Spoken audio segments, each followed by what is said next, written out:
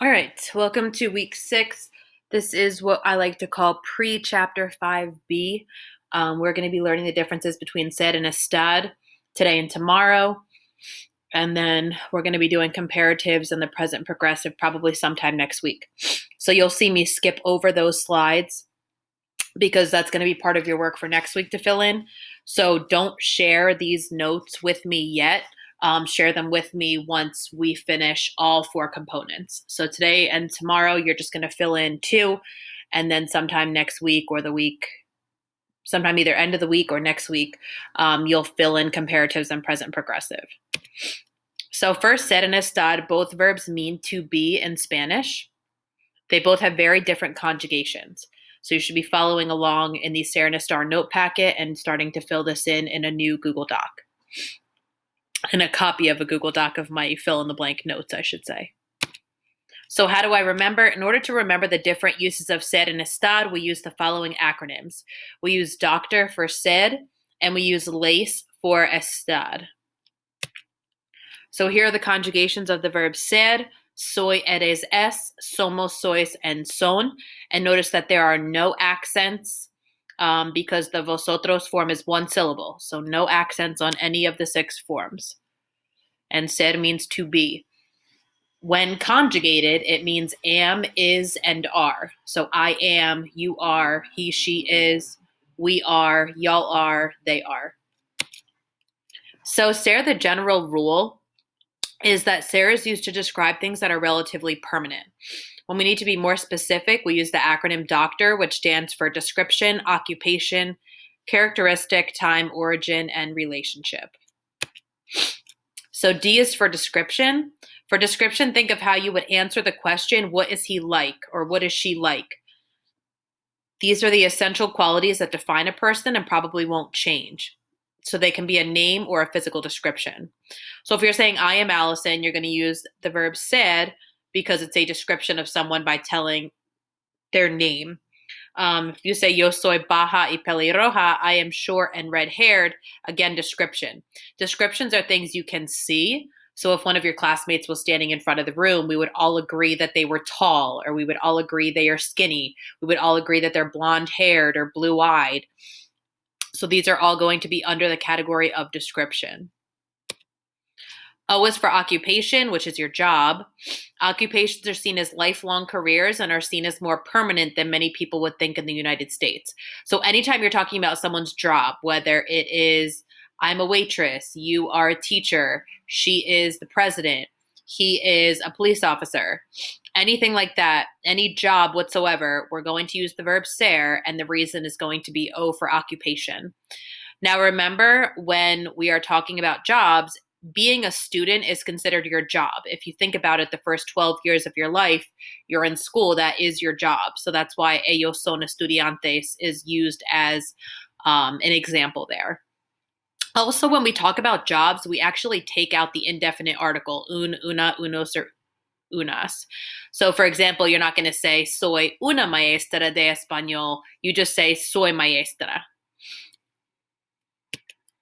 C is for characteristics. Characteristics are personality descriptions of a person.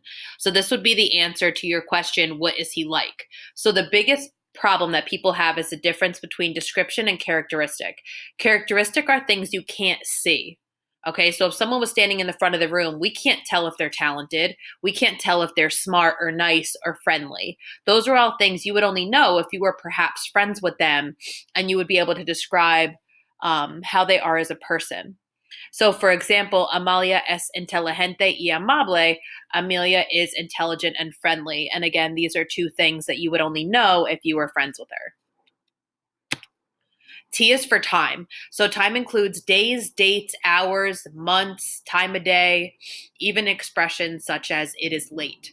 So anything that has to do with time is going to be ser, and the reason is going to be time. So whether you say it's 1 o'clock, whether you say it's Friday, whether you say it's Monday, whether you say it's March, whether you say it's April, whether you say it's 2020, those are all going to be time and using the verb ser. O is for origin. Origin is where someone is from or born, and this includes their nationality. So remember we said at the beginning that ser is used for things that are generally permanent. Well, your origin is definitely permanent. If you were born in Bethlehem, you are going to be from Bethlehem forever, no matter who you marry, no matter how old you turn, no matter anything. So you're going to be from Bethlehem. And again, if you are, for example, I'm Italian, I'm going to be Italian forever. It doesn't matter how old I get, it doesn't matter where I move to, I'm still going to be Italian and still be from Bethlehem. It also works for things that are material based. So, for example, my sweater is made from wool.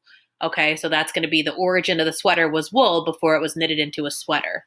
The origin of my ring was a block of gold before someone turned it into a ring. So, again, origin. R is for relationship. Relationship is used to talk about your relationship to family members or the relationship of a possession to someone. So the owner of an item. So I have, let's see, if I had my brother's car, or the car is of my brother. Okay, that's going to be relationship. Lynn is my mom. Andre is my brother. Pablo is my dad. Or the gift is from Pablo. It originally was his and now it's mine. Both possession and family members are going to be for relationship. Now we're going to skip ahead. I'm going to skip past comparatives. And we're going to skip ahead to Estar. So flip to or scroll to the section on Estar. We're going to do comparatives, as I said, next week. So Estar, the general rule is that it is primarily used for things that are temporary and also locations. So when we need to be more specific, we use the acronym LACE, which stands for location, action, condition, and emotion. So here are your conjugations of estar. Estoy, estás, está. Estamos, estáis, están. Notice there are accents on the bottom four. So estás, está, estáis, and están all have accents on the A. And estar also means to be and is translated as am, is, and are. So same exact thing. The L in the acronym stands for location. The location of someone or something describes where it is permanently, actually, or temporarily located. So, for example, something like saying Madrid is in Spain, that's going to be location. The bathroom is next to the office, location. The book is next to the window, location. Okay, so all of these are examples of location. They're going to be using the verb estar for location. A is for action. Estar is used to describe an ongoing action using the present progressive tense, which we're going to learn about next week. So this is the equivalent of ing in English. So for example, I am running, I am listening, I am walking. All of those things that end in ing in English, in Spanish, we're going to use estar, and they're going to be under this A is for action. So the endings, what you'll learn next week, are ando and yendo. Those two endings mean ing in Spanish. So estoy escuchando. Anytime you see ando or yendo, the reason is going to be action and the verb is going to be estar. C is for condition. Physical and mental conditions are described using estar. The main three conditions you're going to see are sick, busy, and tired. So think about one being conditional of the other. You are sick until you are well. You are busy until you finish all your tasks and then you are free. You are tired until you sleep and then you are awake. Okay, in the examples, the plates are dirty until you clean them and now they're clean. So one is always a conditional of the other. So if you see any of these, anything talking about being sick, busy, tired, clean, dirty, that is going to be estar, and the reason is going to be condition. Lastly, we have E for emotion. So how a person is feeling at a certain moment is described using estar, since emotions can change throughout the day. So anytime you see an emotion, happy, sad, mad, glad, anything like that, it's going to be estar, and the reason is going to be emotion, because emotions are temporary. You can be sad first block, but then maybe you get an A on a test second block and then you're happy. Then maybe something bad happens third block and your emotions change again. And lastly, we have our ser and estar rhymes. So we have three ways to remember the differences. The first way is to remember that ser is for things that are permanent, estar is for things that are temporary. The second way is to remember that doctor is the acronym for ser and lace is the acronym for estar. Lastly, we have 2 rhymes to help you as well. So, who are you? Description and characteristic. Are you from there? Origin. That's when you use the verb ser. And then to say how you feel and where you are, always use the verb estar. So again, emotions and conditions and location are going to be the verb estar. So you can write these 2 down as well. And again, we're going to do the present progressive probably end of this week or sometime next week. So that concludes your lessons on ser versus estar. Hopefully you have both of these sections now filled out in your notes, and you are going to not share them with me yet. You're going to share them with me once you have the whole packet filled in.